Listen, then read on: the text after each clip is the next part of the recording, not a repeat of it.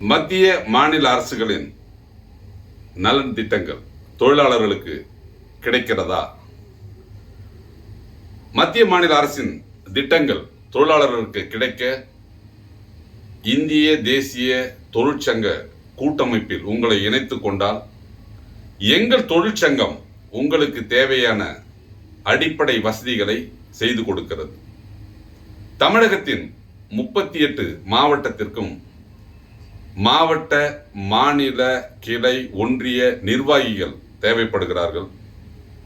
ஆர்வமுள்ளவர்கள், சமுதாய சேவையோடு தொண்டு மனப்பான்மையோடு இருக்கும் நபர்கள் எங்கள் அகில இந்திய தொழிற்சங்க கூட்டமைப்பில் உங்களை இணைத்துக் கொண்டு